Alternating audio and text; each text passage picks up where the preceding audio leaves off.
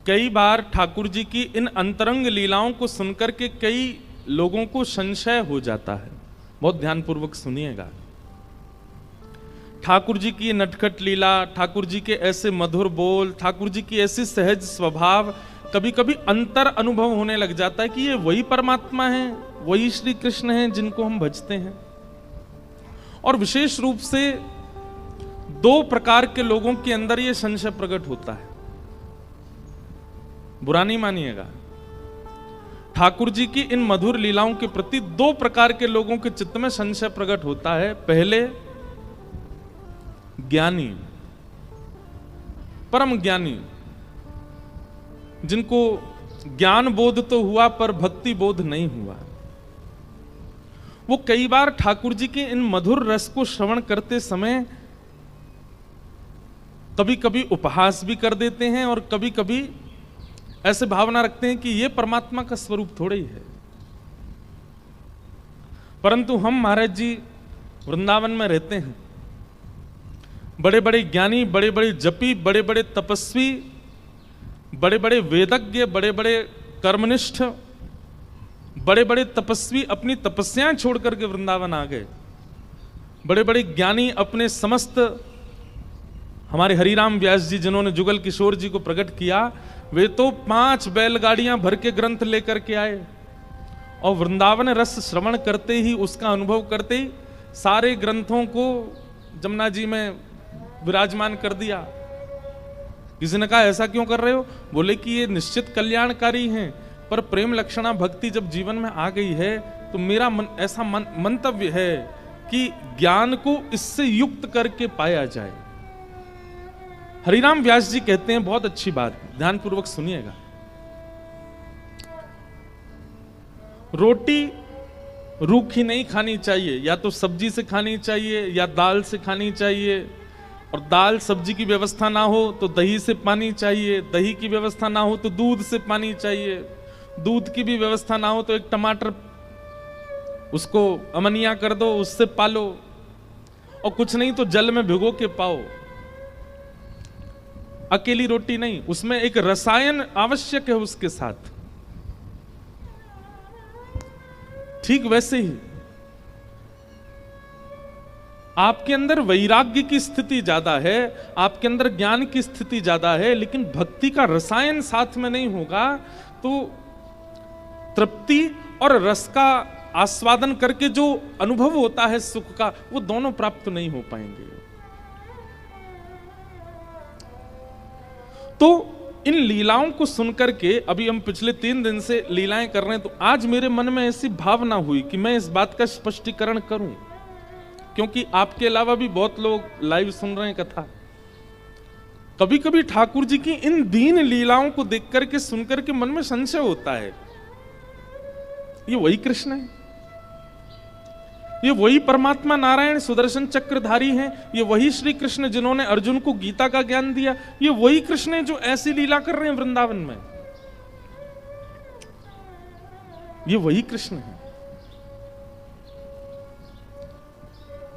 बस ये प्रेम पक्ष है उनका। जैसे व्यक्ति अपने कार्य के लिए ऑफिस जाए, दफ्तर जाए, कॉलेज जाए, स्कूल जाए, जहां भी वो अपने कार्य क्षेत्र में जाता है, कार्य क्षेत्र में वो अपने घर की स्थिति प्रकट नहीं होने देता। बहुत ध्यानपूर्वक सुनिएगा। अपने कार्य क्षेत्र में व्यक्ति अपने घर का व्यवहार स्वभाव प्रकट नहीं करता। घर पे कैसे सोता है, घर पे कैसे खाता है, क्या पहन के घूमता है, किससे बातें करता है, कैसे, कार्य क्षेत्र में इसका प्रादुर्भाव नहीं करता वो। लेकिन कभी कभी उसके कार्य क्षेत्र के कई ऐसे मित्र होते हैं जो उसके बड़े घनिष्ठ हो जाते हैं, तो धीरे धीरे वो उनको अपनी ग्रह क्रिया में प्रवेश कराना प्रारंभ करता है और अपनी ग्रह क्रियाओं से उनको अनुभव करा देता है। मैं ऐसे सोता हूँ, मैं ये खाता हूँ, मैं रात में यहाँ जाता हूँ, मैं सुबह वहाँ बैठता हूँ, मैं उससे बात करता हूँ, इससे मिलता हूँ। ठीक वैसे ही ठाकुर जी का कार्य क्षेत्र है ज्ञान मार्ग, ठाकुर जी का कार्य क्षेत्र है वैराग्य मार्ग, ठाकुर जी का कार्य क्षेत्र है विरक्त मार्ग। और जब वहां ठाकुर जी किसी को देख लेते हैं कि अब ये मेरे थोड़े सामीप्य में है, तो उसको लेकर के ठाकुर जी अपने गृह क्षेत्र में आते हैं। आप लोग जो कथा पिछले 3 दिन से सुन रहे हैं, ये ठाकुर जी के कार्य क्षेत्र की कथा नहीं है, ये गृह क्षेत्र की कथा है, ये घर की कथा है, ये ठाकुर जी की अंतरंग लीला है, जिसका वर्णन श्रीमद् भागवत में भी नहीं है। कुछ कथाएं गर्ग संहिता से हैं, कुछ कथाएं ब्रह्म वैवर्त पुराण से हैं, कुछ कथाएं हमारे अष्टछाप के कवियों से हैं, कुछ कथाएं श्री हित चतुरासी जी की हैं, कुछ कथाएं मतलब पदों से कथा का प्रादुर्भाव। ये एक जगह व्यवस्थित सुव्यवस्थित कथा नहीं है, ये जगह जगह ठाकुर जी ने जिन जिन को अपने ग्रह लीला का अनुभव कराया, उनके लीला वर्णन से ये लीलाएं निकाली गई हैं। इसलिए संशय मत कीजिएगा कि ये वही कृष्ण हैं जो सुदर्शन चक्र घुमाते हैं, ये वही कृष्ण हैं जो द्वारिका में बैठते हैं, ये वही कृष्ण हैं जो गिरिराज उठाते हैं, ये वही कृष्ण जो पूतना आकासुर बकासुर धेनुकासुर को मारते हैं। हाँ जी, ये वही कृष्ण हैं जो किशोरी जी के साथ ऐसी मधुर लीला करते हैं। और इस मधुर लीला का प्राकट्य सबके सन्मुख नहीं होता, जब किशोरी जी सन्मुख होती हैं तभी होता है, अन्यथा ये भाव ठाकुर जी प्रकट नहीं करते। इसलिए इसमें संशय ना हो। इसीलिए कथाएं तो इतनी होती हैं, लेकिन सब जगह किशोरी जी और ठाकुर जी की अंतरंग लीलाएं प्रकट करने का स्वभाव नहीं होता, मन भी नहीं होता। क्या पता समझें ना समझें, क्या पता किस रूप में उस कथा को ले जाएं। इसलिए बहुत व्यवस्थित होकर के कहना पड़ता है ठाकुर जी के रस को। यहां इस भाव को सुनाने का एकमात्र कारण पूज्य महाराज जी की वो रात्रि में मुझे लिखी गई बात कि हमको किशोरी जी का चरित्र सुनना है, श्री लाडली जी के बारे में जानना है। गत वर्ष के तब से मेरा था कि महाराज जी को हम श्री जी के अंतरंग लीलाओं को सुनाएंगे। और महाराज जी ऐसी ऐसी लीला जो ढूंढने से भी मुझे नहीं मिली, वो गिरधर लाल जी ने कृपा करके मानसी में आकर के दिखा दी कि ऐसे है, इसको ऐसे बताओ। और आज प्रत्यक्ष हुआ मयूर बिहारी लीला। आज सब जगह मोर बने हैं, आज सामने भी सुंदर मयूर बने हैं। आज मंच का भी जो स्वरूप है वो मयूर के पंखों के रंगों से है। आज गुरुजी के ऊपर भी खूब सारे मयूर पिच्छ हैं। एक तो इतना अद्भुत, यहाँ पर सब बेचारे कल कथा के बाद से ही लग जाते हैं, सब दत्त धाम के परिकर और सब मिलकर के। अब बताओ, परसों यहाँ इतनी कींच थी, उसकी आपको सुगंधी भी नहीं आ सकती, इतनी जल्दी कार्य करते हैं, सब व्यवस्थित कर देते हैं। अद्भुत है।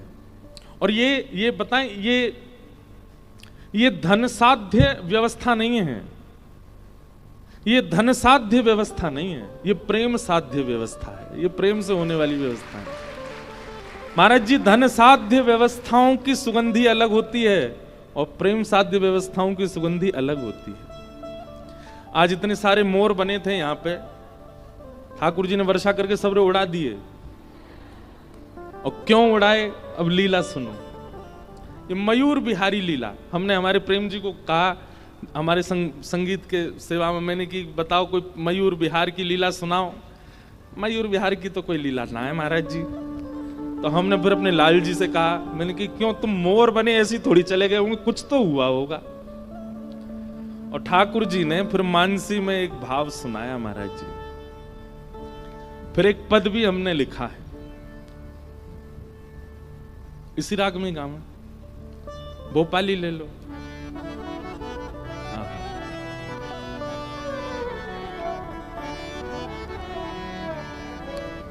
आज मोर बिहारी ठाकुर जी मोर बन करके आए हैं। कैसे मोर बन के आते हैं ठाकुर जी, हमारे गिरधर लाल जी प्रेरणा दे करके बता रहे हैं। सब लोग मेरे साथ में गई हूं। अच्छा, एक बात आपको बताएं, कभी कोई ऐसा पद मंच से सुनाया जाए जिस पद की अंतिम पंक्ति में गिरधर शब्द आता हो, समझ जाना लाल जी ने लिखवाया है। वृंदावन प्यारो, वृंदावन में भी अंत में गिरधर लाल जी हैं। और जो भी पद ठाकुर जी रचना करवाते हैं उसमें ठाकुर जी का ही नाम होता है अंत में, गिरधर। तो मोर बिहारी लीला पद प्रारंभ करते हैं, बीच बीच में फिर पद में ही लीला सुनाते रहेंगे।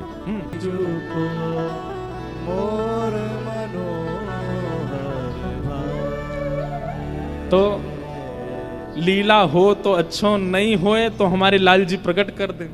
लाल जी हमारे प्रकट करके बताए थे ये लीला है भैया, सुनाया। और महाराज जी दास ने अनुभव किया कि कोई लीला अगर लाल जी प्रकट कराते हैं तो मैं निस्संदेह विश्वास करके कि ये लीला हुई होगी गा देता हूं। आज गा दी है मयूर, अब कुछ दिन बाद ये कहीं ग्रंथ में मुझे मिल जाएगी, यही लीला मिलेगी। ये लाल जी का अनुग्रह। ऐसे हमारे श्री गिरधर लाल मोर बन के आए। सब लोग कह रहे थे, बोले बड़ी मेहनत से मोर बनाए थे सबने, वर्षा आई और सबरे धुल गए। मैंने कहा धुले ना आए, ये उड़ाए हैं ठाकुर जी ने। ये उड़ेंगे तभी तो ठाकुर जी मोर बन के आवेंगे। इसलिए ठाकुर जी ने सब भगाए दिए, एक ही बचाओ बस। राधे जू के रिजवन काजे, कहा कहा रूप बनावे, कान्हा मोर बन आवे, कान्हा मोर। बोल मयूर बिहारी लाल की जय। आहा। अब इसमें संशय नहीं हो कि ये वही श्री कृष्ण हैं। यदा यदा ही धर्मस्य ग्लानिर्भवति भारत अप्युत्थानम अधर्मस्य तदात्मानं कला सजाम्यहम्। ये वही श्री कृष्ण हैं जो धर्म की स्थापना करने। हाँ, ये वही श्री कृष्ण हैं। ये वही श्री कृष्ण हैं जो महाभारत युद्ध में द्रुत गति से अर्जुन का रथ चलाते हैं, अपनी बामस्त की कन्नी उंगली पर गिरिराज जी धारण कर देते हैं। हाँ, ये वही श्री कृष्ण हैं। वो ठाकुर जी के कार्य क्षेत्र की लीला है और ये ठाकुर जी के घर की लीला है, ठाकुर जी के अंतरंग स्वभाव की लीला है।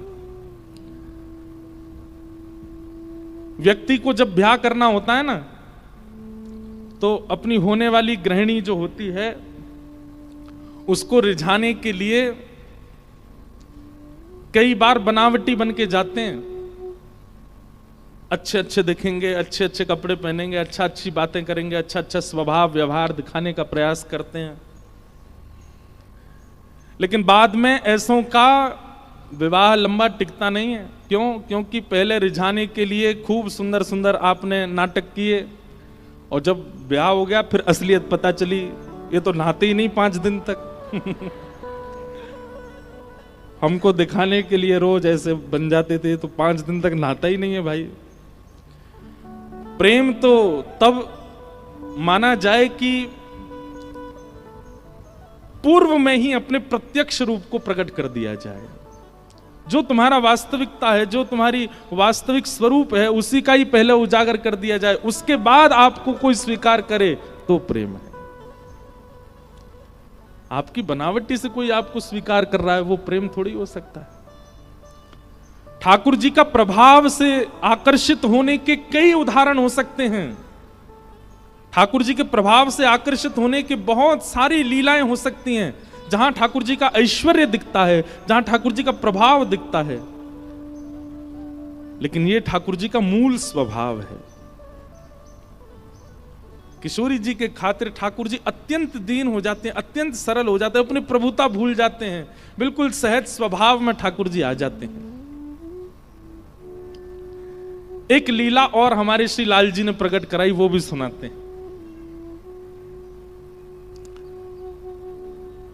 किशोरी जी कल वो आम वाली लीला हुई थी। आम चुरा करके ठाकुर जी ने किशोरी जी पे ही, पहले मिलन में ही ठाकुर जी ने अपना स्वरूप दिखा दिया, हम तो ऐसे हैं।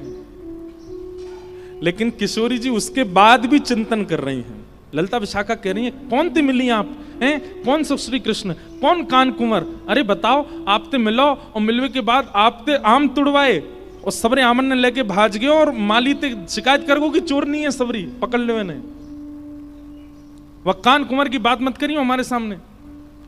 किशोरी जी तब भी कह रही हैं ना, उनने नहीं किया होगा, वो तो आम लेके चले गए होंगे, वो माली को लगी होगी, इतनी सारी बैठी हैं पेड़ पे चढ़ के, तो वह चोर नहीं समझे होंगे। यही तो प्रेम है, जहां पर लाखों के बताने पर भी हमारा प्रेमी प्रिय लगता है। देखो, लड़का लड़की अपने लिए मत सोच लेना कि हम उनके लिए बोल रहे हैं। प्रेम केवल स्त्री पुरुष के संबंध की बातें नहीं होती हैं, प्रेम गुरु शिष्य की भी होती है, प्रेम संतान और माता पिता की भी होती है, प्रेम मित्र मित्र के बीच में भी होता है, प्रेम सबसे बड़ी बात ठाकुर जी और जीवात्मा के मध्यस्थ होता है। कोई लाख बुराई करे हमसे, कोई लाख बातें बनावे, लेकिन हमारे ठाकुर जी हमको प्रिय लगे। श्याम सुंदर सदा हमको प्यारे लगे, हम उन्हीं के रहें, वो हमारे रहें। श्याम सुंदर सदा हमको प्यारे लगे, हम उन्हीं के रहे, वो हमारे। तो किशोरी जी तो रास्ता भर चिंतन करती गई हैं ठाकुर जी को, और ठाकुर जी भी घर जाके ने एक संकोच करने, मैंने ने गलती तो कर दी है, बेचारी इतनी दूर से आई नेक सीसी और पीछे माली लगाई दियो। ठाकुर जी भी किशोरी जी का चिंतन कर रहे हैं, किशोरी जी भी ठाकुर जी का चिंतन कर रही हैं। और तभी किशोरी जी पहुंची वृषभानु भवन। एक दिना कीर्ति मैया बोली, लाली तू पूरे दिना बैठी रे, ये तेरी सबरी सखी आकर के खेलें और तू बैठी बैठी इनको देखती रहे, तू कहा चिंतन करे। अब श्री जी कैसे बताऊं मैं कहा चिंतन करूं।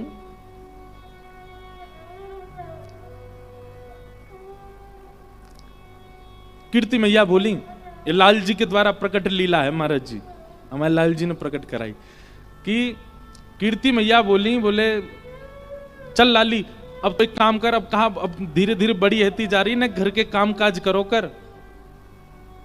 बोले कहा करना बताओ।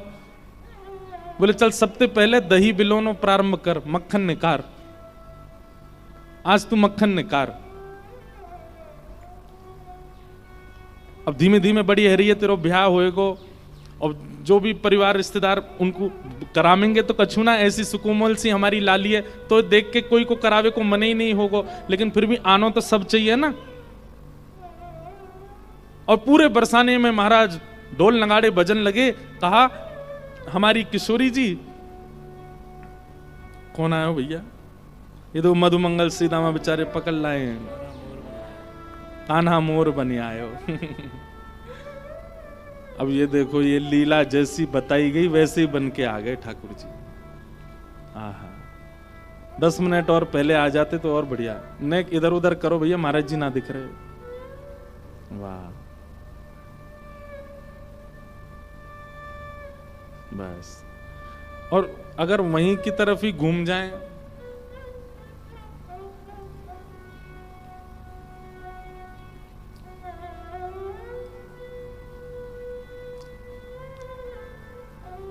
हाँ बस यही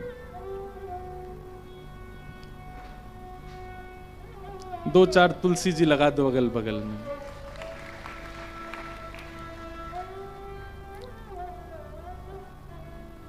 सब रे बेचारे मधुमंगल श्री दामा, तन सुखा मन सुखा धन सुखा। अब हैं कौन कौन से आप ही देख ली हूं। वाह, बोल मयूर बिहारी लाल की। अब एक चीज इसमें रह गई कि जो मोर के पंख है ना, वो ने यूं खुले और रह जाते चारों ओर, लेकिन ये भी बात है ना कि किशोरी जी सामने आएंगी तभी खुलेंगे ये। अभी बंद करके बैठे ठाकुर जी। वाह। तो भानु भवन में मैया बोली लाली तो एक काम कर। बोले कहा अब तू दही मथनो सीख ले और दही मथ के बढ़िया सुंदर मक्खन निकार। ऐसे ही घर के काम काजन ने सीख। तो श्री किशोरी जी बोली जो आज्ञा मैया करूंगी। लेकिन राजा की लाली हैं, वृषभानु जी की लाली हैं, ये तो कछु भी करें तो पूरा नगर इकट्ठा हो जाए देखवे के काजे। जैसे हमारे लाल जी कछु भी करें तो सब ब्रजवासी इकट्ठे हो जाएं। पूरे बरसाने में ढोल बजन लगे, नगाड़े बजन लगे। बोले कहा भयो? बोले हमारी लाडली जी अब नेक नेक बड़ी है गई है, पहली बार मथनी चलामेंगी, पहली बार दही मथेंगी, मक्खन निकारेंगी। जोर जोर से ढोल बज रहे हैं। बरसाने से नंदगाम इतना दूर है कि भानु भवन से, यानी कि बरसाने भवन से नंदगाम दिखाई देता है। नंद भवन और बरसानो भवन, भानु भवन दोनों पर्वत पर हैं। ये ब्रह्माचल पर्वत पर हैं, वो नंदाचल पर्वत है ना, नंदाचल पर्वत पर नंदगांव। और दोनों पर्वत पर दोनों भवन बिल्कुल आमने सामने, 6-7 किलोमीटर की दूरी है। अगर कोई जोर से चिल्लावे तो आवाज आ जा सकती है। जैसे ही ढोल बजन लगे सोई ठाकुर जी अपने भवन से बाहर निकल के आए। बोले भैया ये बरसाने में ढोल काहे को बज रहे हैं?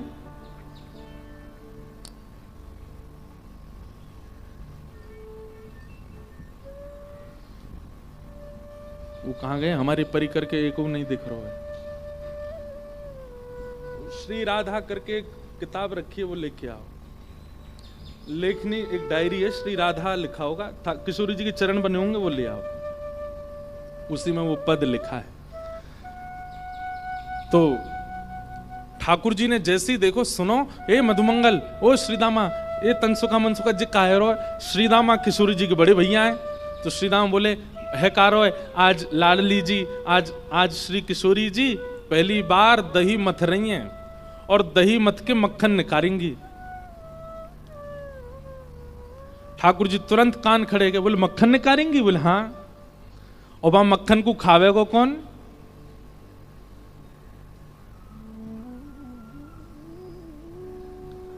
तो श्रीदामा बोला, बोले हमारे घर को नियम है कि पहली बार जो भी वस्तु प्रकट होवे वो हमारी कुल देवी को पधराई जाए।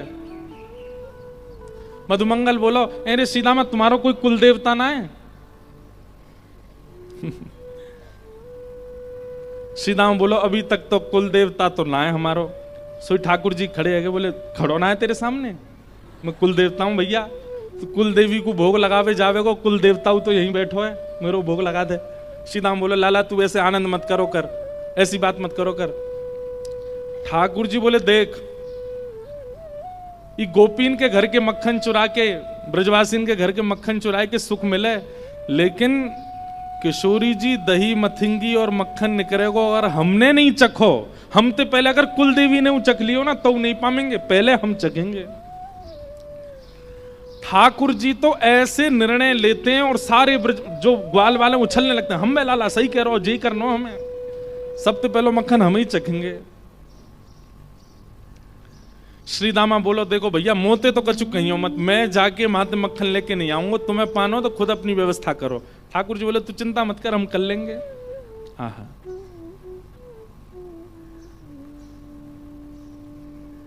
किशोरी जी पहली बार दही मथ रही हैं और प्यारे गिरधर लाल जी क्या वर्णन कर रहे हैं।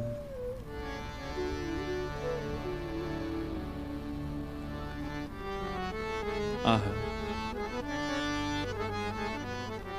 दधि मथ सुंदर लागे कुंवरी श्यामा, दधि मथ सुंदर लागे, दधि मथ सुंदर लागे कुंवरी श्यामा, दधि मथ सुंदर लागे।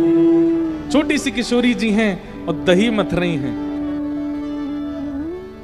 सब लोग दर्शन करो लीला को। दधी मथ सुन, छोटी सी मटकी है और छोटी सी किशोरी जी बैठ करके दही मथ रही हैं। आहा। तनिक तनिक, तनिक मतलब छोटे, तनिक तनिक हाथन सोमथ नी तनिक तनिक हाथन सो तनिक सी भोरी चलावे तनिक सी भोरी चलावे। महाराज जी भाव आया कि ठाकुर जी ने दुनिया के मक्खन चुराए, लेकिन किशोरी जी के हाथ को निकसो मक्खन नहीं चुराया, तो फिर काय के कन्हैया। तब गिरधर लाल जी ने ये पद लिखवाया, दधी मथ सुंदर लागे कुंवरी श्यामा, दधी मथ सुंदर लागे, दधी मथ सुंदर लागे कुंवरी श्यामा, दधी मथ सुंदर लागे। और निरख रही ब्रज नारी एक टक, निरख रही ब्रज नारी टक, कीरति मन हर्षावे, कीरति मन हर्षा। आहा, जैसे ही छोटी सी किशोरी जी बैठी है मथनी पकड़ करके, और जैसे ही धीमे धीमे मथनो शुरू कियो, सबरी बलैया, अरे मैया कैसी सुंदर लग रही है नेक्सी सी लाली हमारी, कितनी सुंदर लग रही है। कभी मथनी इतकू है जाए, कभी इतकू खिसक जाए, कीर्ति मैया जाके वह संभाले, लाली ऐसे धीमे धीमे चलाए आकू।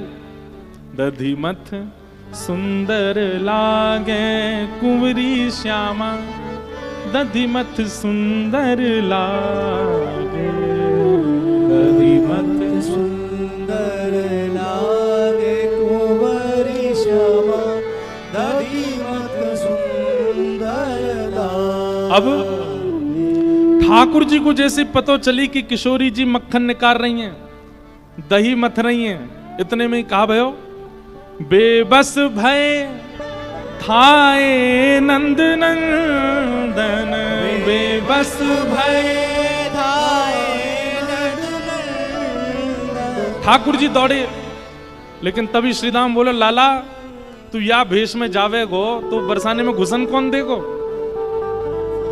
सबरे ग्वाल बाल बोले, लाला ऐसे मत जाइयो, बहुत पिटाई होगी नहीं तो। ठाकुर जी बोले, रुक जाओ, कछु तो करना पड़ेगा। बोले कहा करूं? तो हमारे लाला पे घूम फिर के एक काम सबसे बढ़िया आवे, कहा लाली बननो, नेक में लाली बन जाए लाला।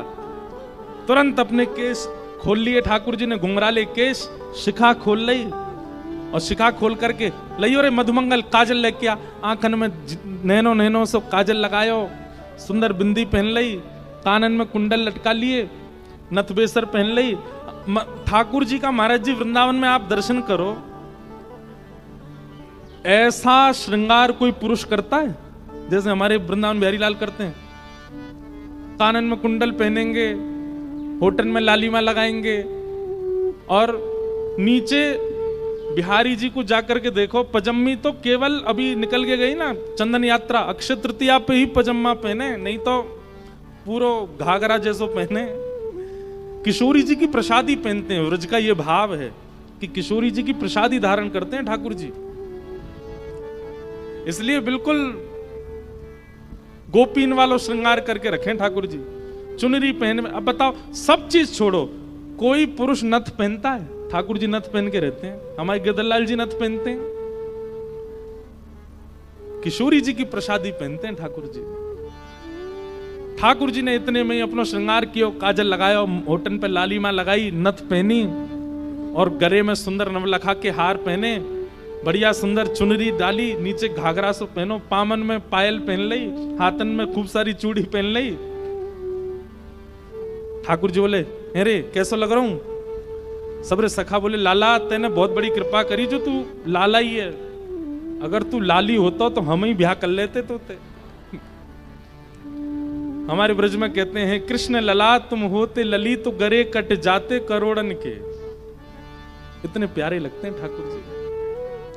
अच्छा, केवल श्रृंगार लाली को कर ले ऐसा नहीं है, चाल भी लाली जैसी, बोली भी लाली जैसी, बिल्कुल तुरंत परिवर्तित हो जाते हैं ठाकुर जी। बहुत वर्सेटाइल कैरेक्टर है महाराज, ये वही सुदर्शन चक्र वाले हैं। और ऐसी मटक मटक करके चल के जा रहे हैं। किशोरी जी मथनी से दही निकाल रही हैं, वो चुरानो है मुंह को। आहा, भाव हमारे गिरधर लाल जी प्रकट कर रहे हैं। बेबस भय धाए नंद नंदन, बेबस भय धाए नंद और सखी को रूप धराए, सखी को रूप धराए, सखी को रूप धारण करके गए। आहा,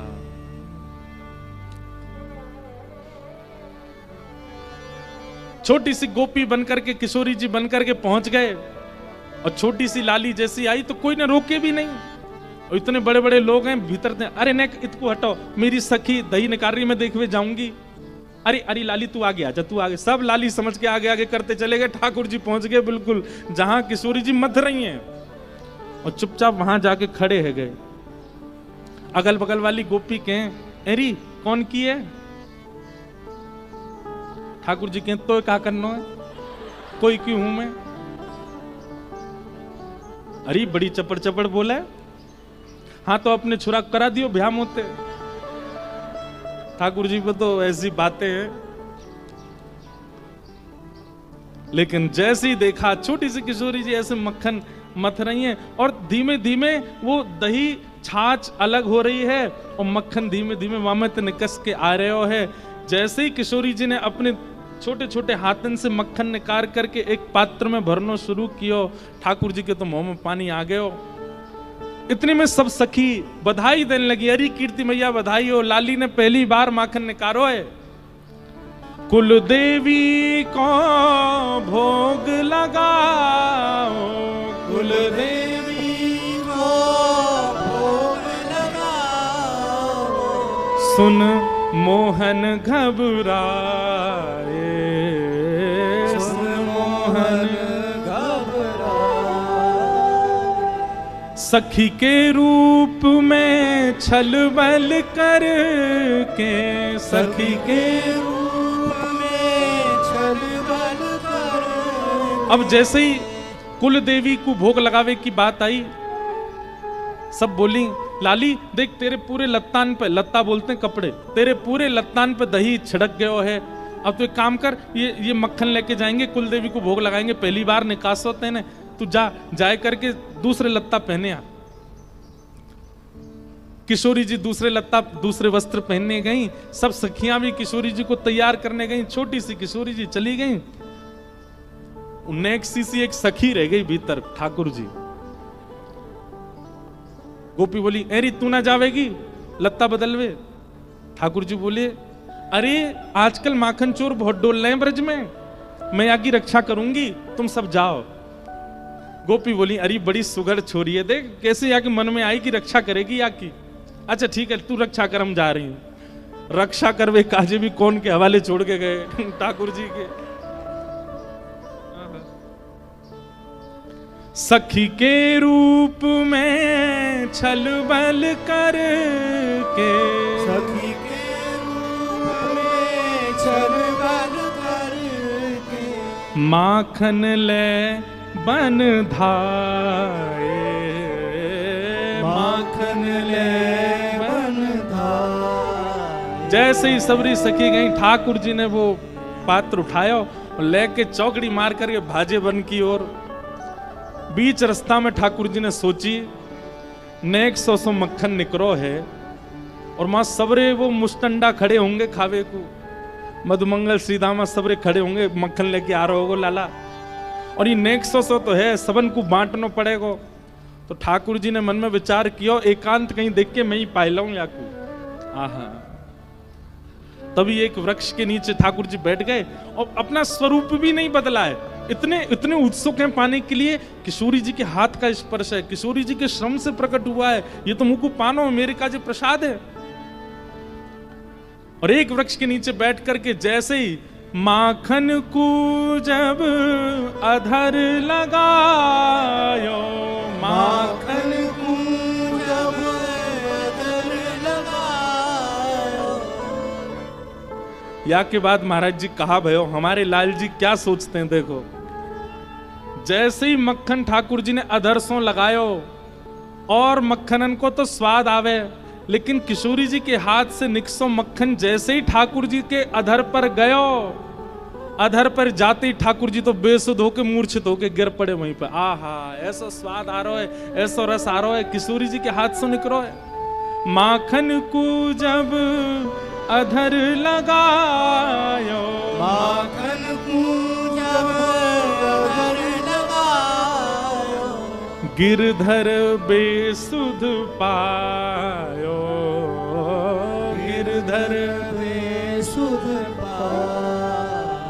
जैसे कोई, वैसे उदाहरण तो थोड़ा अटपटा है लेकिन समझो, जैसे कोई व्यसनी व्यक्ति, उसका व्यसन सामने आ जाए तो व्यसन का उपभोग करके वो उस व्यसन में तल्लीन हो जाता है, फिर भूल जाता है अभी धूप है, ताप है, रात है, दिन है, भोर है कि वर्षा है, कोई बैठा है नहीं बैठा। जब उसकी उत्सुक वस्तु सामने आ जाती है तो वो बेसुध हो जाता है।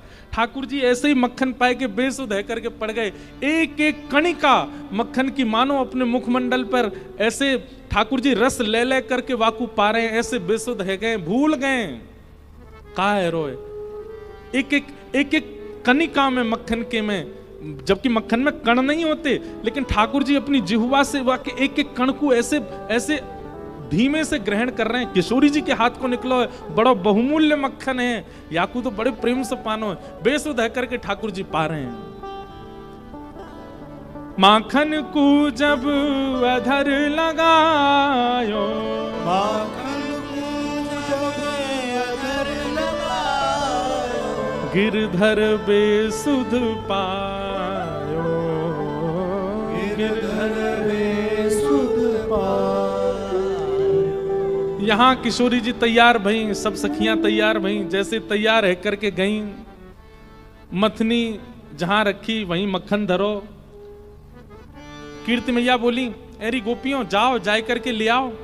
अरे मैया वहां पे एक छोटी सी सखी खड़ी है वह रक्षा में मक्खन की, वही ते कह दें वो ले आवेगी। अरे गोपियों जाओ, वह सखी ते कहो मक्खन लेके आवेगी, छोटी सी लाली है। वहां गए तो ना तो लाली है ना मक्खन है, सब चलो गो। अरे महाराज दौड़ी दौड़ी आई, अरे मैया काबे हो?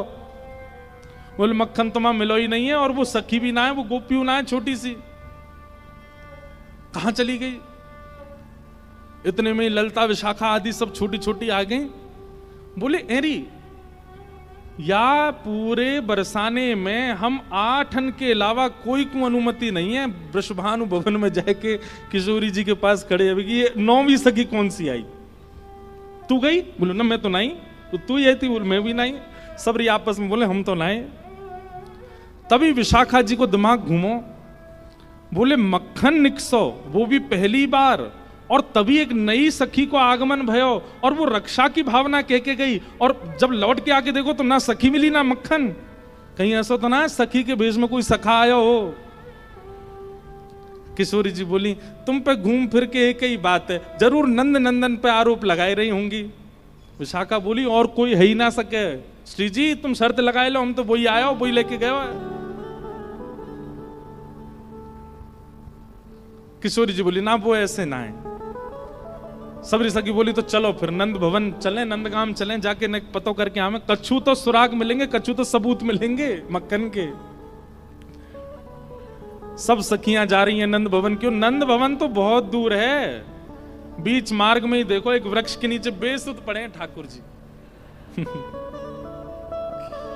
विशाखा बोली एनी कोई सखी पड़ी है एक वृक्ष के नीचे? बोले भैया कोई सखी होती तो नहीं, लाज लाज करके लेटती है तो बेलाज सी लेटी है। पास जाए करके जैसे ही देखो मुंह पे पूरे पे मक्खन लगो है, और ठाकुर जी चटकारे ले ले करके प्रेम से पा रहे हैं। किशोरी जी ने जैसे ही देखो, बोले देखो तुम्हें मेरी सौगंध है, ये तो मेरे मन की पूरी भई है। आज मैं जब से मक्खन निकाल रही तब से मेरे मन में आ रहा हो कि मक्खन को सबसे बड़ो प्रेमी तो श्री कृष्ण है, वो आए करके मेरो मक्खन ग्रहण कर ले जाएं, और वो पूर्ण है कि अब हल्ला मत करियो, तुम्हें मेरी सौगंध, कोई तो कछु कहवे की आवश्यकता, ये तो मेरे मन की पूरी भई है। मन को भाव पूर्ण भयो है, मन को भाव पूर्ण भयो है।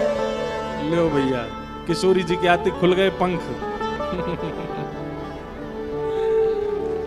बोलो मयूर बिहारी लाल की जय। वाह भैया, ये देखो प्रत्यक्ष अनुभव। ये आप कैसे कह सकते हैं कि प्रत्यक्ष अनुभव नहीं है? दत्त धाम में साक्षात वृंदावन की लीलाओं का प्रत्यक्ष अनुभव है।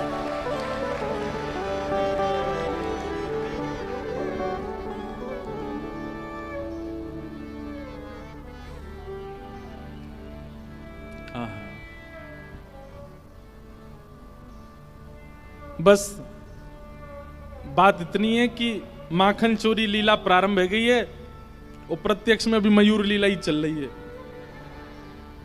लेकिन आज पूरी थीम उत्सव का रूप तो मयूर बिहार का ही है ना, वो उसी भाव में ही रहेंगे ठाकुर जी।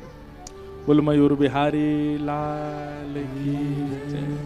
अच्छा, एक बात और मंदार जी, मयूर विहार लीला में एक स्वरूप होता है कि किशोरी जी बगल में नहीं, ठाकुर जी के आगे ठाड़ी होती हैं और ठाकुर जी पीछे पंख खोल के ऐसे खड़े रह जाएं, तब मयूर बिहारिणी बिहारी जी प्रकट होंगे। मतलब ठाकुर जी को मुख भी दिखे और किशोरी जी भी दिखें, और किशोरी जी उधर मुंह, ठाकुर जी को भी उधर मुंह, हाँ ऐसे विराजमान कर दो।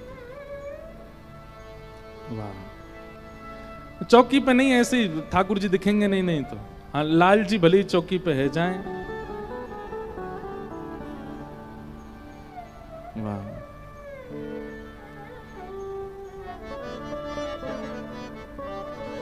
मन को भाव पूर्ण भयो है, मन को भाव पूर्ण भयो है। मन को भाव पूर्ण भयो है। मन को भाव पूर्ण भयो है। श्री जी मन हर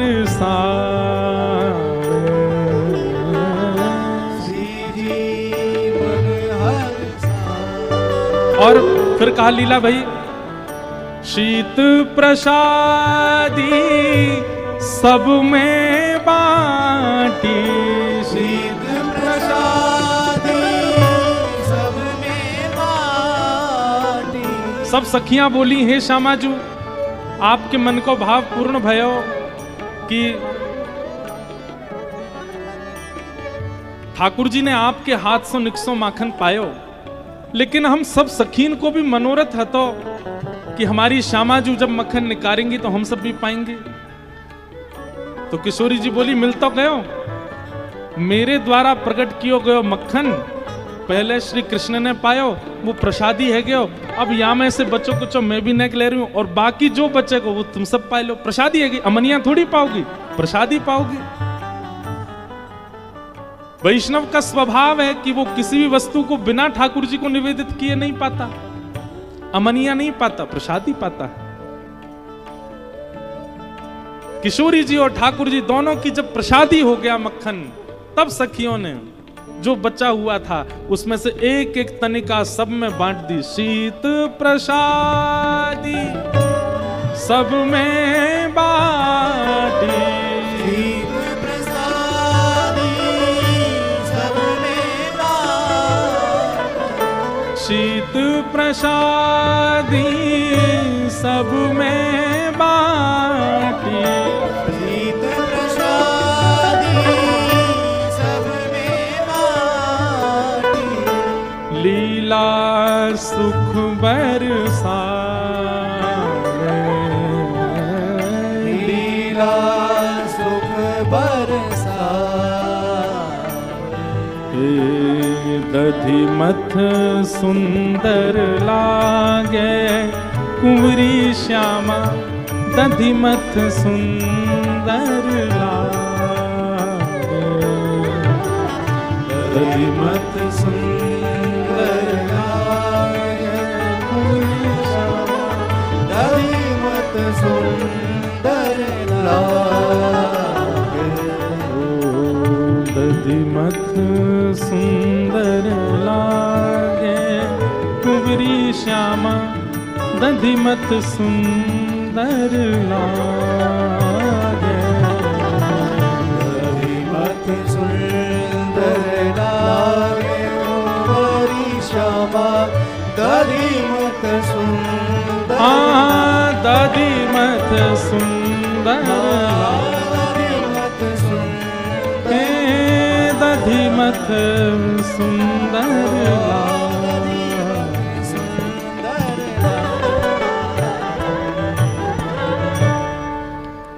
ऐसी लीला ठाकुर जी ने प्रकट करी और किशोरी जी के द्वारा प्रकट कियो गयो माखन श्याम सुंदर चोरी करके लाए और प्रेम सो पा रहे हैं। ऐसी लीलाएं सब चल रही हैं। प्यारे गिरधर लाल जी प्रेरणा देकर के कुछ कुछ भाव प्रकट कराते रहते हैं। तो दधी मत सुंदर लागे। एक दिना किशोरी जी के मन में आई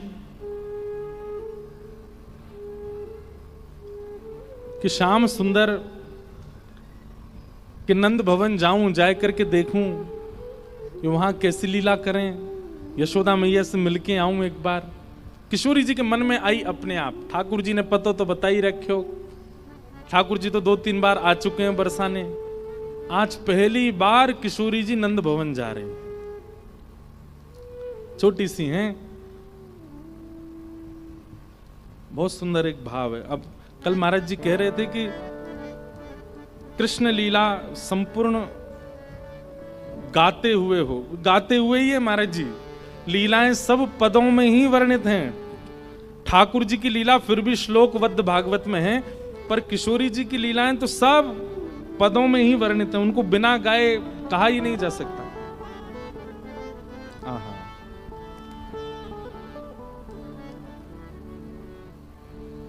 खेलन के मिस कुंवरी राधिका नंद भवन में आई हो।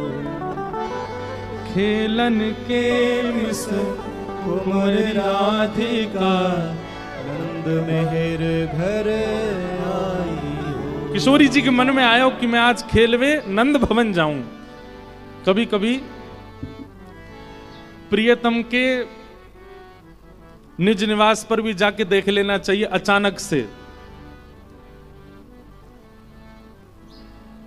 जैसे महाराज जी हमारे ब्रज में ऐसा भाव बताते हैं कि ठाकुर जी को भोग लगाते हैं तो पर्दा किया जाता है। हमेशा तो 365 दिन प्रयास कीजिए कि उसका एक समय निर्धारित हो कि ठाकुर जी को भोग लगाते समय इतनी देर ठाकुर जी के आगे पर्दा किया जाएगा। राजभोग आरती के बाद इतनी देर अनौसर होगा। अनौसर का मतलब क्या होता है? अनौसर का मतलब होता है ठाकुर जी अब हमारे लिए उपस्थित नहीं है। अब ठाकुर जी गौचारण करने गए हैं, सखियों के पास गए हैं, गोपियों के पास गए, भक्तों के पास गए। तो इसलिए 12, 12:30, 1 बजे हमारे वृंदावन में सारे मंदिरों में अनौसर हो जाता है। उस समय ठाकुर जी आपके लिए उपस्थित नहीं है, सो रहे हैं ऐसी बात नहीं। ठाकुर जी अब कहीं और गए हैं, इस समय मंदिर में नहीं है। उस समय यदि आप दर्शन खोलते हैं तो वो अपराध लगता है। तो ऐसे ही अपने अपने घर के ठाकुर जी का भी एक अनौसर निश्चित कर लीजिए। और यही होना चाहिए, 12-1 बजे के बाद ठाकुर जी के पर्दा हो जाए। 4, 4:30, 5 बजे तक फिर दर्शन कोई ना करे। उसमें ठाकुर जी अब अनौसर में चले गए हैं। अब किसी भक्त के यहाँ, अब जैसे हम यहाँ हैं, जितनी देर कथा चलती है उतनी देर अनौसर रहता है गिरधर लाल जी का। तो अनौसर का मतलब क्या है? अब ठाकुर जी गए होंगे, तैर रहे होंगे गोदावरी जी में, नेक आगे चले गए होंगे, यहाँ के मराठी लोग मिल गए होंगे बीच में, उनकी गैयान को देख के कह रहे होंगे लौकर करा, जल्दी करो। 2-4 शब्द ही आते हैं मराठी के। फिर किसी से लड़ आए होंगे कहीं जाए के, कोई गैया चरा रहे होगा, भाई कह रहे तू हट जा मैं चराऊं। तो वो फिर लड़ा होगा तो बात कह रहे होंगे माझी गऊ, ऐसे ही बोलेंगे मेरी गैया, माझी गऊ। लाल जी थोड़ी थोड़ी, अच्छा मैं कभी कभी महाराज जी बड़े संकोच में आता हूं जब ठाकुर जी, हम ठाकुर जी को तो सबको एक ही मानते हैं, जो हमारे वृंदावन चंद हैं वही विट्ठलनाथ हैं, वही वृंदावन चंद ही द्वारिकानाथ हैं, वही वृंदावन चंद ही जगन्नाथ हैं। तो जब मैं पंढरपुर जाता हूं और पंढरपुर में जब वहां के लोग मराठी में अभंग गाते हैं, तो आपको हम सत्य अपने मन की बात बता रहे हैं, हम ठाकुर जी से पूछते हैं समझ में आ रही है आपको क्या बोला है इन्होंने? तुम हो तो हमारे यहाँ के, हो तो हमारे ब्रज के, ब्रजभाषा बोले वाले मराठी समझ आती। ऐसे ही द्वारिका जाते हैं तो वहां के लोग फिर द्वारिका गुजराती में गाते हैं। तो कभी कभी मेरे मन में आता है कि जब ठाकुर जी रण छोड़ के द्वारिका गए थे और द्वारिका के राजा बने, ठाकुर जी गुजराती बोलते थे? उस समय गुजराती थी और रही होगी, प्राचीन भाषा ही होगी, लेकिन ठाकुर जी गुजराती बोलते थे या ठाकुर जी को किसने सिखाई होगी? जैसे ठाकुर जी के वेणु वाद्य के लिए भागवत जी में वर्णन है, निज शिक्षाया, ठाकुर जी ने खुद से सीखा। ठाकुर जी की नृत्य कला के लिए कहा गया किशोरी जी ने सिखाया। ठाकुर जी के वीणा वादन के लिए भी किशोरी जी ने सिखाया। ठाकुर जी को कई कलाएं तो किशोरी जी ने सिखाई हैं, लेकिन कहीं ये ढूंढने पर नहीं मिला ठाकुर जी को भाषा ये गुजराती कौन ने सिखाई होगी। अब इसमें एक मेरे को द्वारिका के व्यक्ति बोले वो अंतर्यामी भगवान हैं, उनके अंदर से सारी भाषाएं निकलती हैं। मैंने कहा जब अंतर्यामी भगवान के अंदर से सारी भाषा निकल रही तो फिर वीणा सीखने राधा रानी के पास क्यों गए? वीणा भी अंदर से निकल आती, नृत्य भी अंदर से निकल आ, तो सब मैंने कहा ऐसा नहीं हो सकता, कहीं से तो सीखे होंगे, किसी ने तो बताई होगी। वहीं जगन्नाथपुरी चले जाओ तो वहां पे तो उड़िया भाषा बोलते हैं सब लोग। ठाकुर जी हैं तो ब्रजवासी, जन्मे तो ब्रज के हैं, मूल भाषा तो उनकी ब्रज की ही है। तो कभी कभी आता है मन में ठाकुर जी को समझ आता है। और हम कई अभंग हमको याद है, हम गा देते हैं पर उनका अर्थ हमको नहीं पता। तो आज किशोरी जी, हाँ तो मैं निवेदन कर रहा था कि अनवसर में ठाकुर जी के दर्शन नहीं करने चाहिए और अनवसर का एक नियम बांध देना चाहिए। जैसे कई मंदिरों में नियम है इतने बजे से इतने बजे दर्शन होंगे, इस बीच में चाहे प्रधानमंत्री आ जाए मंदिर नहीं खुलेगा। बड़े बड़े मंदिरों के इतने रिस्ट्रिक्शन क्यों हैं? और विशेष रूप से हमारे ब्रज के, क्योंकि ठाकुर जी के वो अनवसर का समय, ठाकुर जी इस समय गैया चराने गए हैं, ठाकुर जी किसी भक्त के यहाँ गए हैं, ठाकुर जी किसी गोपी पर अनुग्रह करने गए हैं, ठाकुर जी यमुना जी में विहार करने गए हैं। वो ठाकुर जी के अनवसर का समय है। लेकिन महाराज जी ऐसा कई बार अनुभव किया गया कि मंदिर के पुजारी, उन्होंने अनवसर में मंदिर में प्रवेश किया और ठाकुर जी अपनी स्थिति से पृथक दिखे। मानो ठाकुर जी ऐसे ही रहते हैं, तो कभी कभी ऐसा अनुभव हुआ है कि ठाकुर जी की रूप माधुरी छवि में कुछ परिवर्तन था, क्योंकि वो अनवसर का समय था। अगर आप 365 दिन अनवसर की सेवा करते हैं और 365 में से अगर एक दिन कभी कदापि अनवसर में प्रवेश कर गए, तो हो सकता है कि आपको भी अपने ठाकुर जी की भंगिमा में थोड़ी सी परिवर्तन का अनुभव हो, थोड़े से ठाकुर जी विलग दिखाई दें। तो कभी कभी प्रियतम के यहां बिना बताए पहुंच जाना चाहिए, जैसे अनवसर में दर्शन कर लेना चाहिए। पर ये कभी कभी हो, रोज नहीं हो, नहीं तो ठाकुर जी फिर चले ही जाएंगे, बोले रोज आ जावे कछु करन ना दे। कभी कभी कितने ठाकुर जी ऐसे जो ऐसे हैं, लेकिन जब पर्दा खोल करके देखे तो बैठे भय मिले और फिर पलक झपकते ही ठाड़े है गए। कितने ठाकुर जी ऐसे हैं जो पर्दा खोलते समय ठाकुर जी कछु खेल खेलते भय दिखे और जैसी पलक झपकी, क्योंकि जब अचंभित दृश्य दिखते हैं तो पलक झपकती है, पलक झपकती है फिर ठाकुर जी व्यवस्थित हुए। कितनी लीला हमारे ब्रज वृंदावन में ऐसी हुई है ठाकुर जी की। तो कभी कभी जिसने बहुत प्रेम दिया हो ठाकुर जी को, उसको अनवसर में पहुंच जाना चाहिए देखने क्या हो रहा है। आज जैसे किशोरी जी आ गए हैं, ये बड़े बन ठन के आते हैं हमसे मिलने निकुंज में। आज ने घर ही जाके देखे इनकी कितनी पूंछ है घर में। खेलन के मिस कुंवर राधिका नंद भवन को आई हो, खेलन के कुंवर राधिका नंद भवन घर और आई। नंद भवन पहुंच गई अकेली और मन में विचार कर रही है कैसे बुलाऊं कन्हैया को। सबसे पूछो भैया नंद भवन कहाँ है? बोले ये सामने वाला ही नंद भवन है, हम छोड़े ना, मैं चली जाऊंगी। छोटी सी किशोरी जी पहुंच गई। अब अज्ञात घर में अचानक अंदर कैसे प्रवेश करूं? द्वार लगे हैं।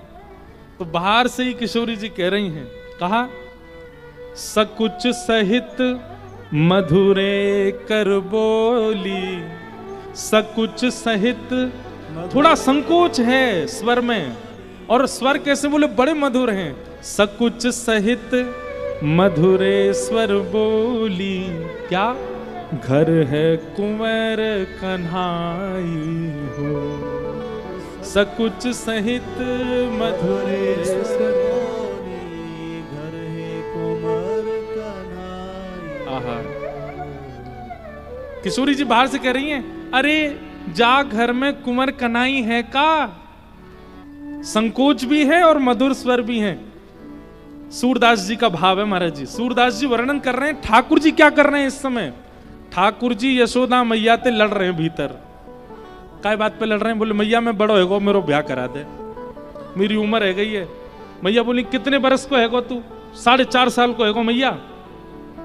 अब देख मेरे पाम पहले मुंह पे चलो ना जातो, तेरी गोदी में रहतो, अब मैं चलन लगो, अब मैं बैठन लगो, अब तो अपने हाथन ते खान लगो मैया, अब मेरा ब्याह कराए थे। मैया बोली नहीं कराऊंगी ब्याह। सो ठाकुर जी ने अपनी चोटी खोल लई, बेणी खोल लई, अपनो सबरो श्रृंगार मिटा लियो।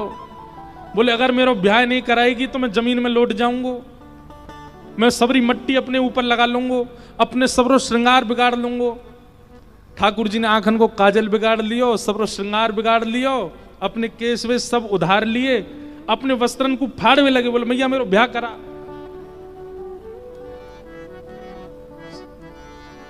जई हो लोट अबई धरणी पे तेरी गोद ना आई हो। मैया बोली वैसे ही तू कारो है और ये सब अपना श्रृंगार बिगाड़ करके इतना बुरा हो जाएगा, कोई तो ब्याह ना करेगा। बोले मैया तू या बात की मत कहियो, तू एक बार हामी भर। नंद भवन से लेके जमुना जी तक गोपी गोपी खड़ी होंगी ब्याह करवे कुमोते। बोले हम बे हाँ जी तो ब्याह करेंगी। अब ठाकुर जी ने अपने सब वस्त्र अस्त व्यस्त कर लिए, श्रृंगार सबरो मिटा लियो, लड़ रहे मैया तो मेरो ब्याह करा दे। इतने में ही सुनत श्याम कोकिल समवाणी, सुनत श्याम कोकिल समवाणी। जैसे ही ठाकुर जी ने सुनी, अरे मैया नहीं रुक जा, नहीं रुक, चिल्ल रही हो मत, देख तू तो चिल्ला रही, देख कैसे कोई कोयल सी आवाज में बोल रहा हो भारती। अरे घर पे कुंवर कन्हाई है का? मैया देख तेरी बहू आ गई द्वार पे। मैया जी वही आई है जा तो ब्याह करनो मोए। मैया बोली अब दारी के तो ऐसे ही लेके जाऊंगी बाहर, जैसा तू बनो भयो है ना, तेरे बाल सबरे खुले भये, सबरो तेने काजल ना। मैया नेक सुधार दे तू मुंह को। और मैया की गोद में बैठ करके ठाकुर जी कह रहे मैया मुझे सुंदर सा बनाए दे, मोह गोरो दुल्हा बनाए दी जो कहूं, हंसे ना वहां की छोरी। मैया ने धीरे धीरे जल्दी जल्दी ठाकुर जी को सबरो काजल ठीक कियो, सबरे बाल वाल सब कंघी करके बढ़िया चोटी बनाई, बढ़िया व्यवस्थित कर दी। बोले हाँ मैया अब ठीक है, अब चल। आहा बाहर आए। सूरदास जी कह रहे हैं माता सो कछु करत कलह है, माता सो कछु करत कलह। लड़ रहे थे मैया से, लेकिन किशोरी जी की स्वर सुनते ही रीस डारी बिसराई हो। रीस डार ब्रज भाषा में गुस्सा को बोलते हैं रिस, रीस ब्रज भाषा में बोलते हैं। ठाकुर जी अपना गुस्सा उस्सा सब भूल गए। आहा किशोरी जी के पास बाहर आई। यशोदा मैया ने जैसे ही द्वार खोलो, आहा ऐसी सुकुमारी, ऐसे सुंदर मुखमंडल, ऐसी सुंदर ठाकुर किशोरी जी की चुनरी, ऐसे सुंदर श्रृंगार, देख करके यशोदा मैया तो ऐसी ऐसी भाव विह्वल है गई। अरे लाली तू अकेली आई है? किशोरी जी बोली कुंवर कन्हई है घर पे? बोले हम बे भीतर ही बैठो है, आजा तो ले चलूं। और किशोरी जी को गोद में लेकर के भीतर यशोदा मैया आई है, आंगन में लेकर के बैठी हैं, सामने किशोरी जी हैं और यशोदा मैया की बगल में ठाकुर जी बैठे हैं और एक टक अपलक नेत्रन से किशोरी जी को देख रहे हैं ठाकुर जी। यशोदा मैया बोली लाली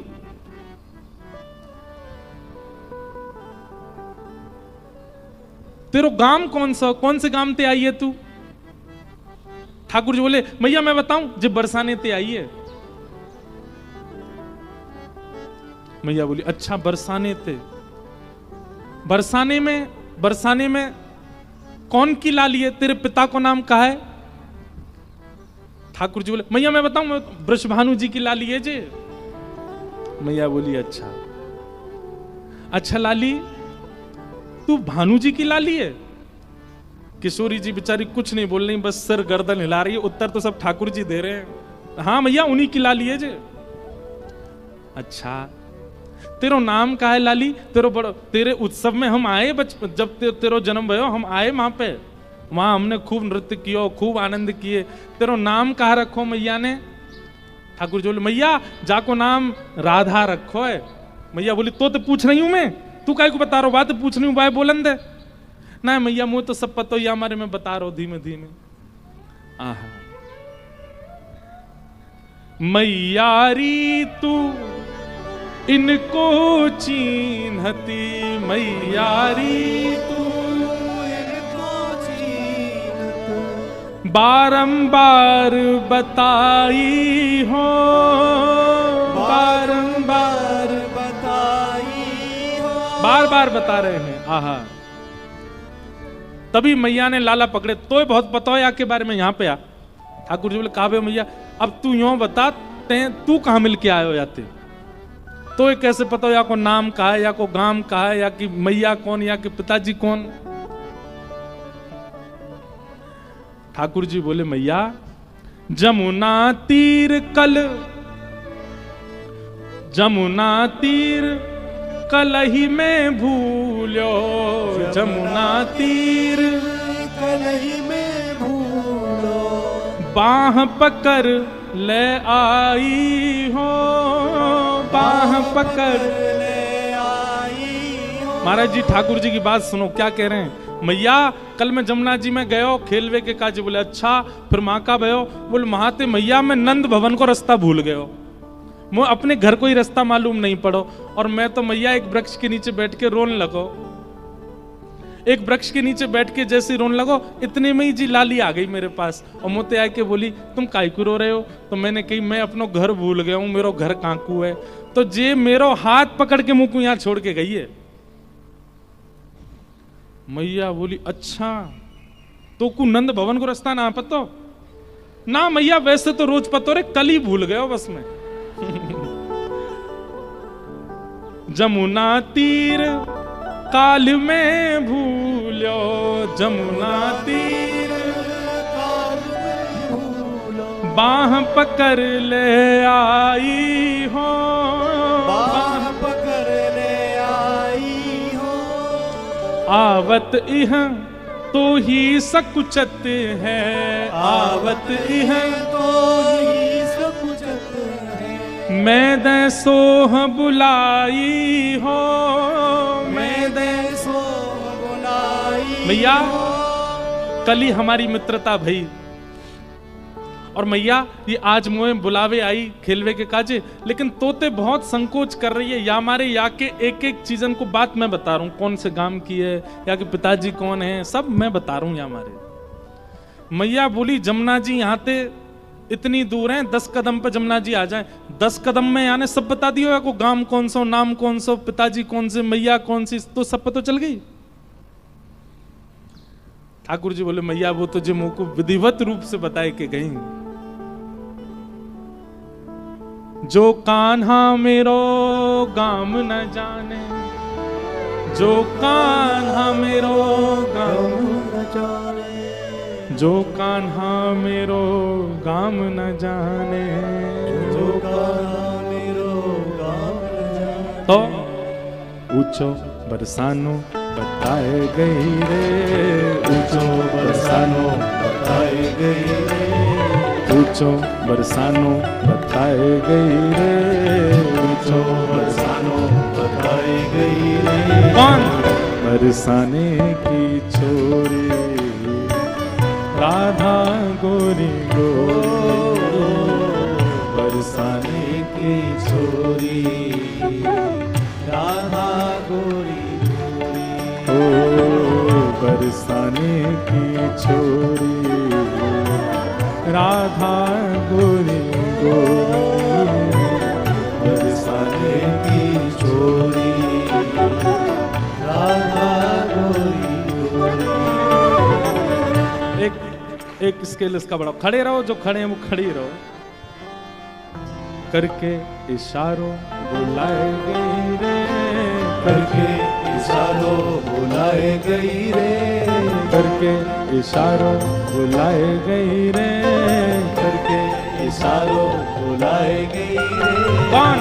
बरसाने की छोरी राधा गोरी गोरी, बरसाने की छोरी राधा गोरी गोरी। बरसाने की छोरी राधा गोरी गोरी, बरसाने की छोरी राधा गोरी गोरी।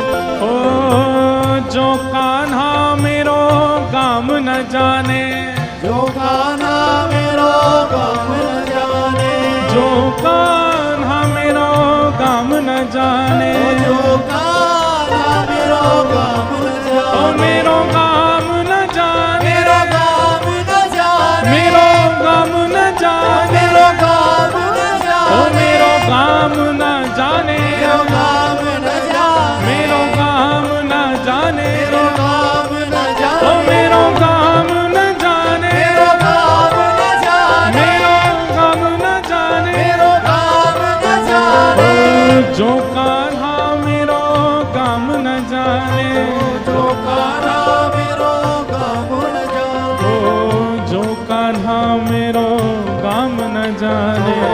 जो कान्हा मेरो गाम न जाने। कौन सा काम है?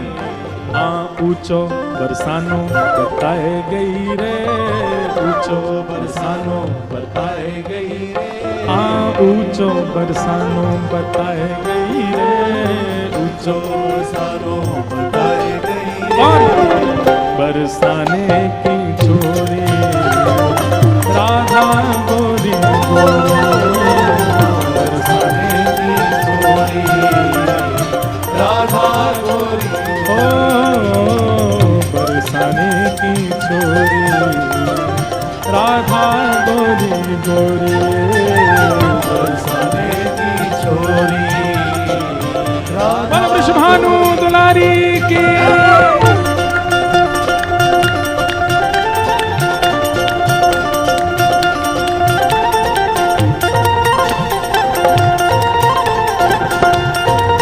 बोलो बरसाने वाली की।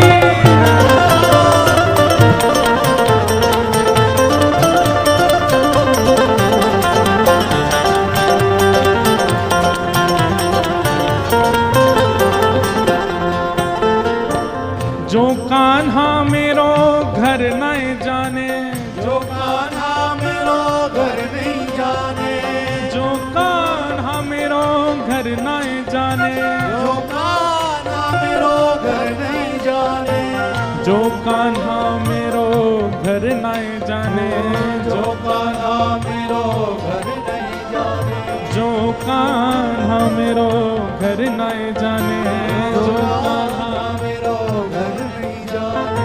कौन सा घर है?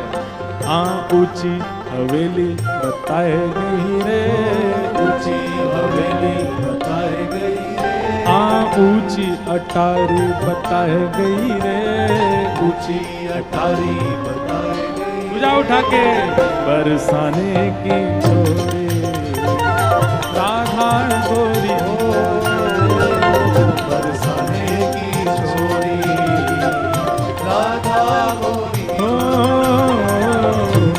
बरसाने की छोरी राधा गोरी गोरी बरसाने की छोरी राधा गोरी श्री राधा वल्लभ लाल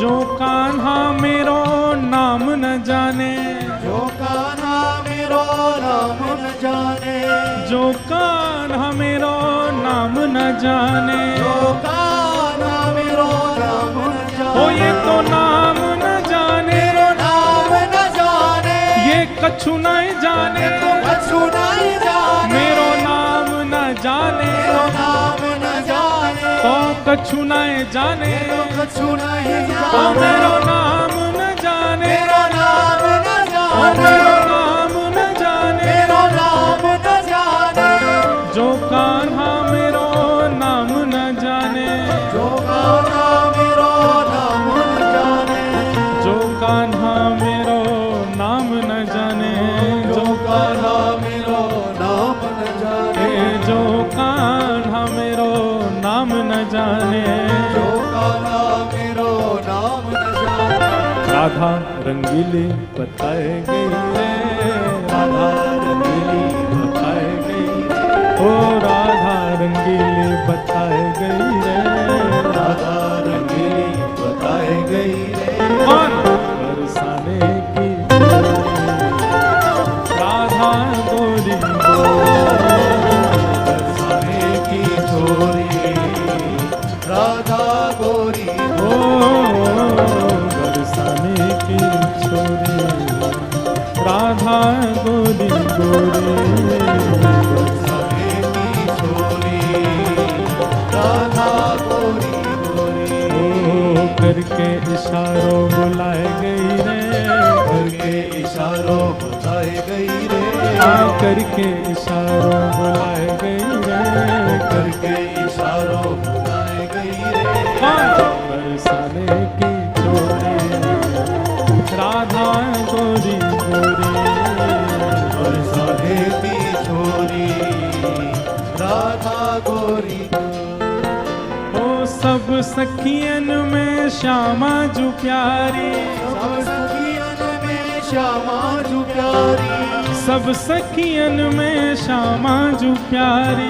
सब सखियन में श्यामा जू ओ प्यारी श्री श्यामा जू प्यारी श्री श्यामा जू प्यारी वृषभानु दुलारी शुभानु दुलारी श्री राधा प्यारी राधा प्यारी श्री राधा प्यारी श्री राधा प्यारी वृषभानु दुलारी शुभानु दुलारी कीरत सुत प्यारी तीरथ सुत प्यारी सब सखियन में श्यामा जू प्यारी सब सखियन में श्यामा जू प्यारी सब सखियन में श्यामा जू प्यारी सब सखियन में श्यामा जू प्यारी ओ सब सखियन में श्यामा जू प्यारी सब सखियन में श्यामा जू प्यारी ओ सब सखियन में श्यामा जू प्यारी सब सखियन में श्यामा जू प्यारी मोहन के मन को लुभाए गई रे मोहन के मन को लुभाए पाए गई रे ओ मोहन के मन को लुभाए गई रे मोहन के मन को लुभाए गई रे कौन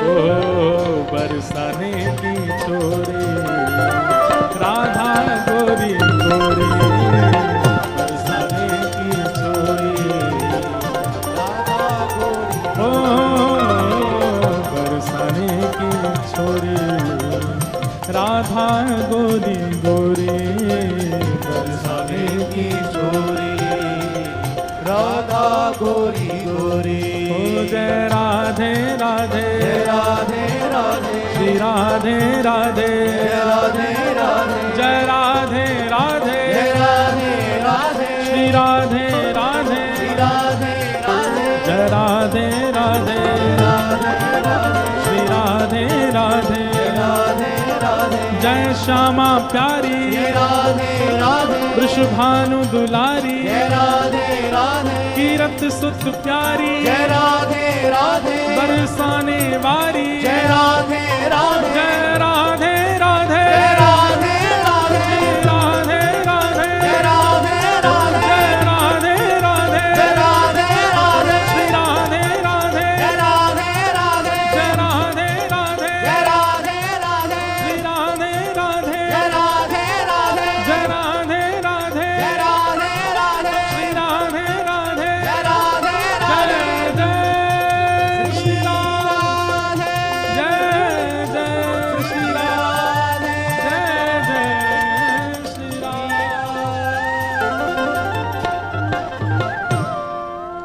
बोलो वृषभानु दुलारी की जय।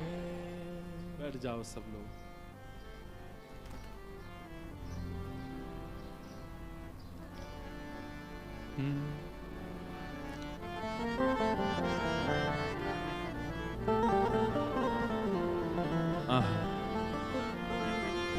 किशोरी जी आई हैं और यशोदा मैया उनके रूप माधुरी को देख करके, महाराज जी बड़ी सुंदर लीला है।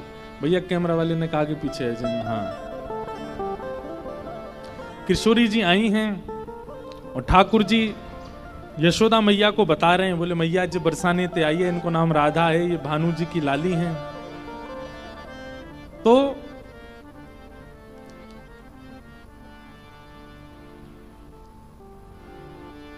यशोदा मैया के मन में आई कि बाल्यकाल में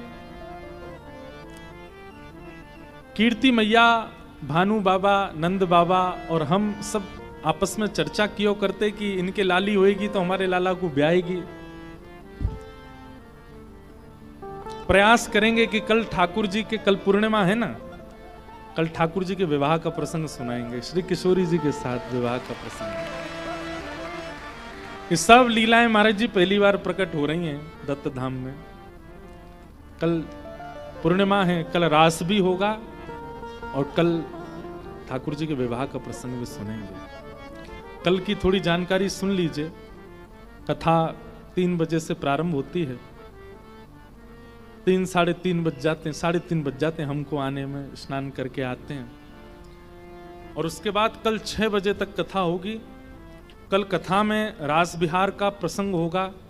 ठाकुर जी के रास एक नहीं है, अनेक रास है। कुंज का रास अलग है, निकुंज का रास अलग है, यमुना जी का रास अलग है, पर्वत का रास अलग है। उन सब रासों पर प्रकाश डालने का प्रयास करूंगा। मैं कुछ कह नहीं सकता, ठाकुर जी जैसी प्रेरणा देंगे कहूंगा।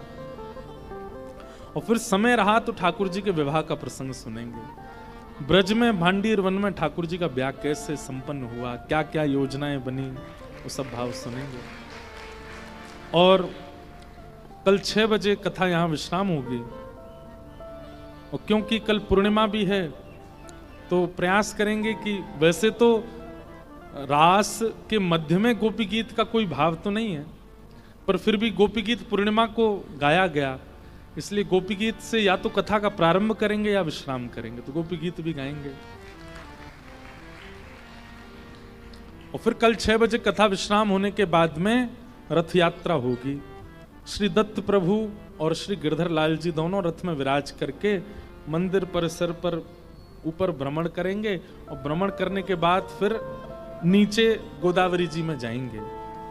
और फिर गोदावरी जी में जाकर के श्री ठाकुर जी कल गोदावरी स्नान करेंगे। दत्त भगवान के साथ कल स्नान होगा। और कल मनोरथ भी है, कोई ना कोई उत्सव होगा। शरद पूर्णिमा का उत्सव तो है ही। हमने कहा शरद उत्सव तो है ही, और क्यों करने। कल बोले आम मनोरथ भी करने। मैंने कि आम, बोले मैंने कहा परसों कर लेना। बोले अब दिन कम बचे हैं, मनोरथ ज्यादा हैं। तो ऐसा भाव आया था, या तो कल आम मनोरथ भी होगा साथ में, नहीं तो परसों आम मनोरथ होंगे। और आम मनोरथ में जितने लोग आएंगे सबको आम से नवाया जाएगा।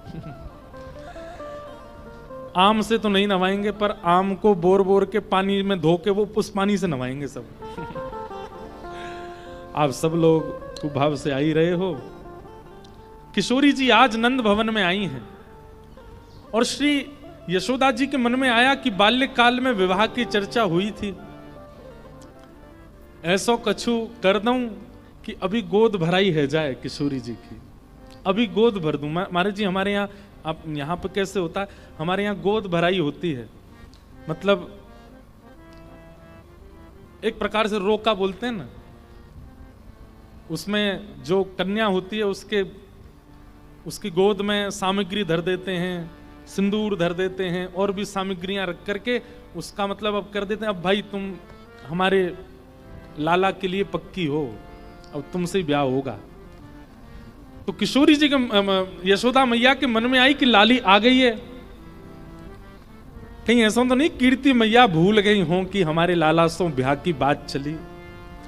बंधुओं, श्रीमद् भागवत आदि ग्रंथों में ठाकुर जी की लीला जो है वो प्रकट देश के अनुसार कही गई है, मतलब उसमें ज्ञानी जन भी गोते लगाते हैं, उसमें वैरागी जन भी गोते लगाते हैं, उसमें विरक्त जन भी गोते लगाते हैं, उसमें बड़े बड़े आदि पुरुष भी गोते लगाते हैं। तो उसमें व्यवस्थित लीला है, अंतरंग लीलाओं का इतना भाव भागवत जी में नहीं है। भागवत जी का खूब आस्वादन किया होगा, उसके बाद अंतरंग लीलाएं सुनाई जाती हैं। ये अंतरंग लीला ब्रज के रसिक जन सुनते हैं और फिर इसी में ही डूबे डूबे भजन करते हैं, इन्हीं भावों में ही रहते हैं। ये भाव जो आप लोग यहाँ बड़ी सहजता से सुन रहे हैं, ये ब्रज में सुनने के लिए तरसते हैं ब्रजवासी और वहां के संत जन। ये तो यहाँ गायत्री पुरुषण का प्रभाव है, दत्त प्रभु की कृपा है कि यहाँ ये सब लीला कही जा रही है। हमारे दत्तदास महाराज जी का इतना आशीष है कि यहाँ ये सब भाव निकल रहे हैं। मेरे से भी हर जगह ये भाव प्रकट नहीं होते। तो प्रकट भागवत जी में जो लीला है उसको और इसको मिलाइएगा नहीं, वो ठाकुर जी की स्वरूप की लीला है, ये रूप की लीला है। उसका विस्तार होगा तो मैं कल उसका समाधान करूंगा। किशोरी जी के सामने यशोदा जी बैठी हैं और यशोदा जी के मन में आती है कि अब पक्की करी दूं, लाली की गोद भराई कर दूं, ताकि कीर्ति मैया को पता तो चल जाए, कहीं वो भूल गई हो तो लाली जब साज श्रृंगार में वापस जाएगी तो पूछेंगी कौन ने किया, तो बतावेगी। और जब यशोदा जी को नाम लेगी, नंदगाम को नाम लेगी, तो कीर्ति मैया को याद आ जाएगी, अरे वहां से तो विवाह को प्रसंग बचपन से चल रहा है, इतने दिन है कि कोई चर्चा नहीं भाई। तो यशोदा मैया जी ने चर्चा प्रारंभ कराने का ये प्रावधान सोचा कि लाली को श्रृंगार कर दूं। कितना सुंदर प्रसंग है। राधा कुंवरी सवारती यशोमती, राधा कुंवरी सवारती यशोदा। लाला को तो नीचे गोद से बैठा दिया और किशोरी जी को अपनी गोद में बैठाया है यशोदा जी ने।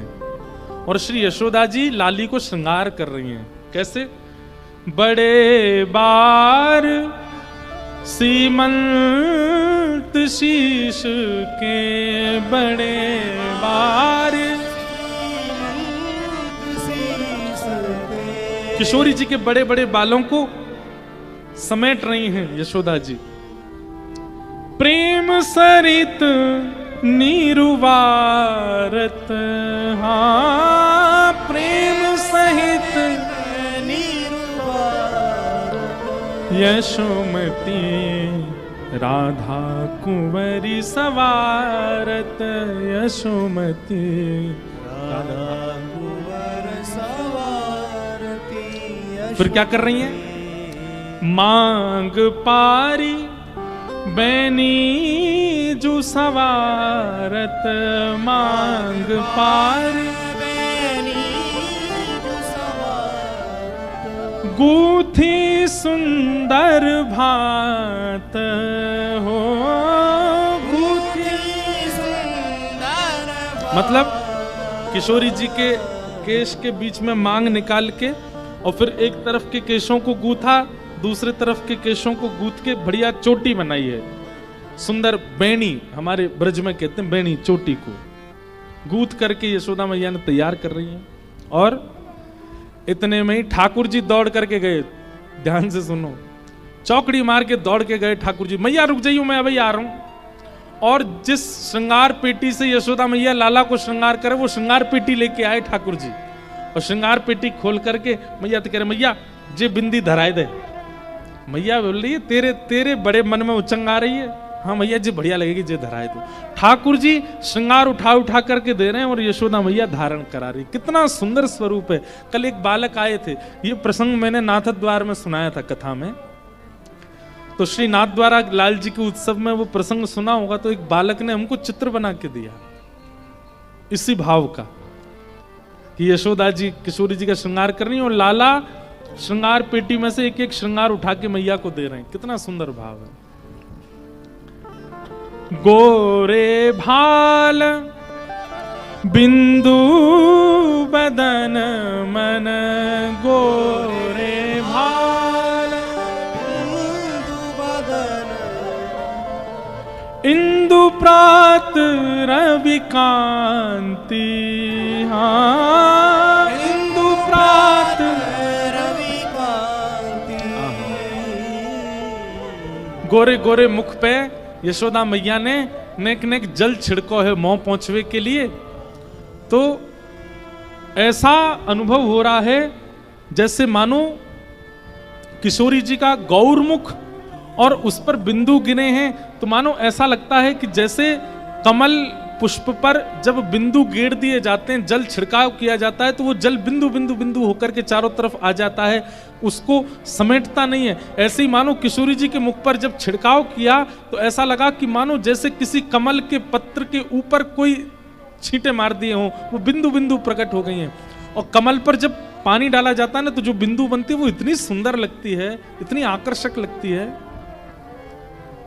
किशोरी जी के मुख को देख करके यशोदा मैया तो लाला भूल गई। ठाकुर जी बीच बीच में इशारों कर रहे, मैया मुंह पे ध्यान रखियो, कहीं पता चली मोह दिया वे वृषभानु जी को, लाली को धल ले अपने पास ही। यशोदा मैया बोली, लाला तू मेरे मन की कैसे पढ़ ले, मैं तो यही सोच रही। लाली देख कैसी सुपात्र है, कैसी सुकोमला है, मेरी मानेगी, मेरी करेगी, सब बात करेगी। किशोरी जी मंद मंद मुस्कुरा रही हैं, ठाकुर जी रूठ रहे हैं। किशोरी जी कह रही हैं, हाँ मैया बात अच्छी है, वहां भानु बाबा के यहाँ श्रीदामा इनके सखा हैं, वहां इनको छोड़े आओ, ये उन्हीं के संग ही रहेंगे और मैं आपके पास रह लूंगी यहाँ पे। ठाकुर जी तो महाराज मुंह फुला के बैठ गए, एक एक बिंदु आए गए आंखन में, रोवे किसी स्थिति में आ गए। लेकिन यशोदा मैया का मन तो किशोरी जी ने हरण कर लिया है। आहा। फिर यशोदा मैया ने मुख पहुंच करके बढ़िया सुंदर तैयार किया। अब क्या कर रही हैं?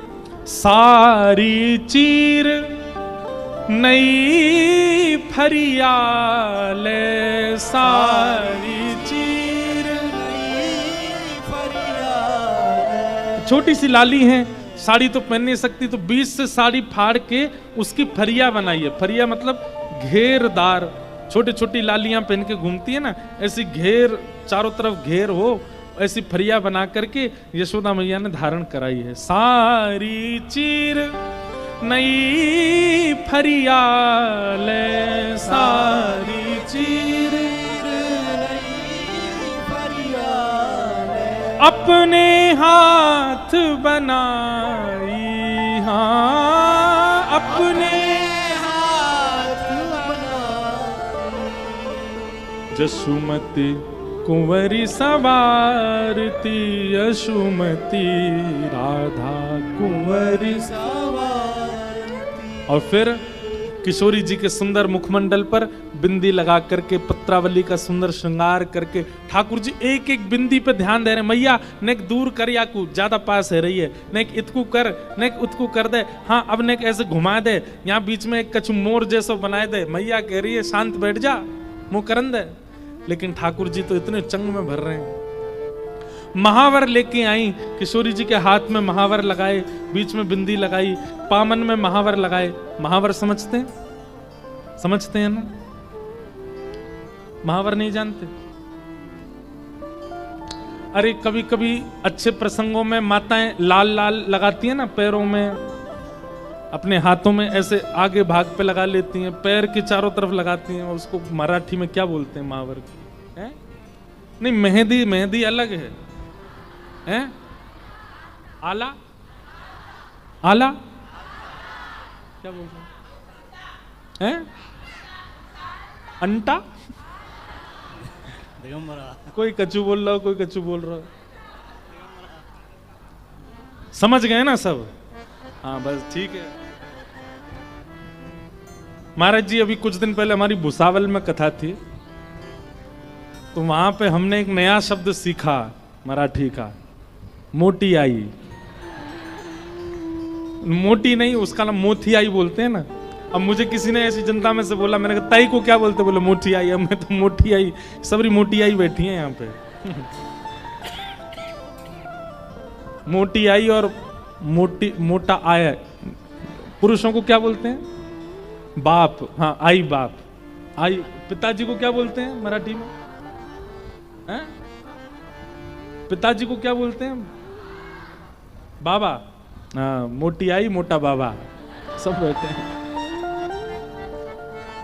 समझ गए ना? किशोरी जी के हाथ पे सुंदर सुंदर वो महावर लगाई, बीच में लाल लाल लगाई, पैरों में चारों तरफ लगाई, सुंदर किशोरी जी का श्रृंगार किया है।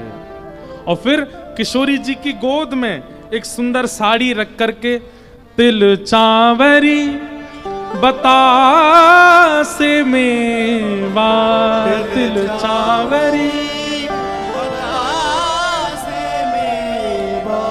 दियो कुंवरी की गोद, हाँ दियो कुंवरी की गोद, सूर श्याम राधा तनु चितवत, सूर श्याम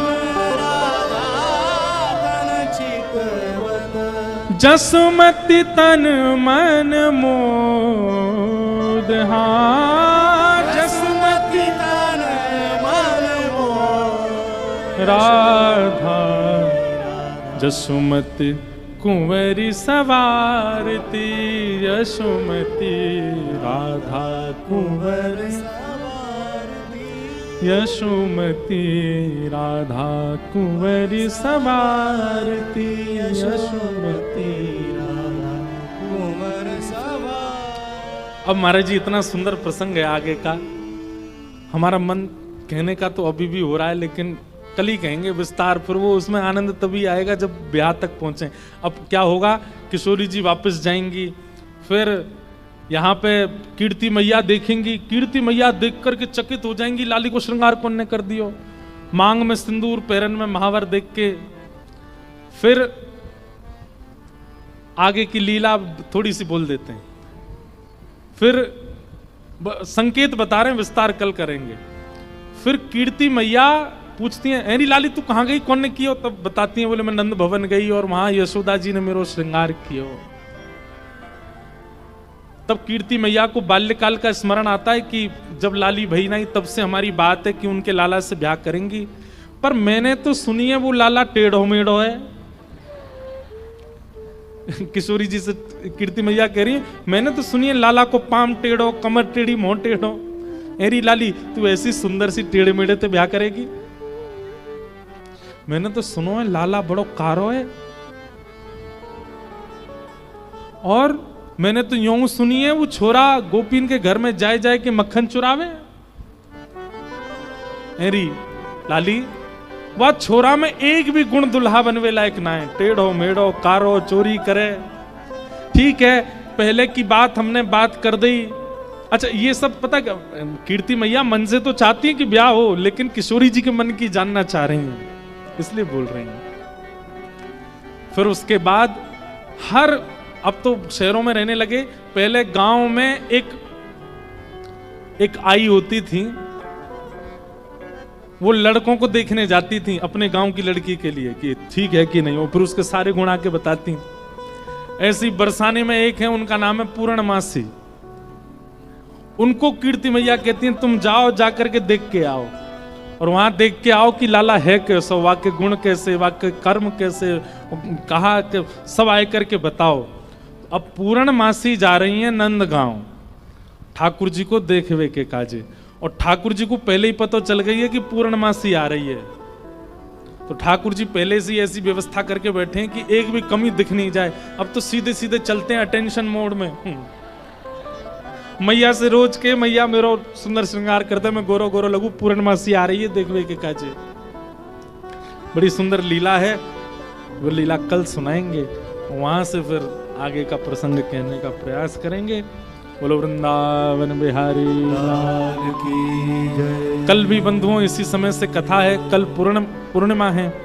श्री दत्त प्रभु और श्री गिरधर लाल जी दोनों रथ में आरूढ़ होकर के रथ यात्रा करेंगे और फिर जल स्नान करेंगे, गोदावरी जी में स्नान होगा।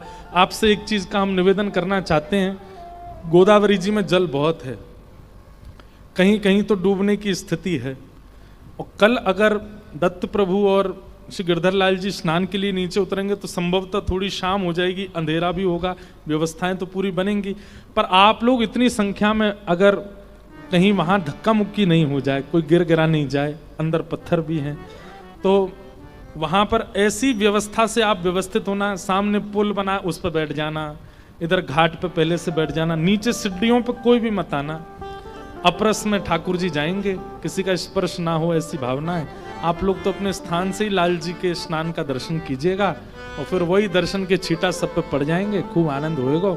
कल पूर्णिमा का उत्सव बड़े भाव से हम लोग मनाएंगे।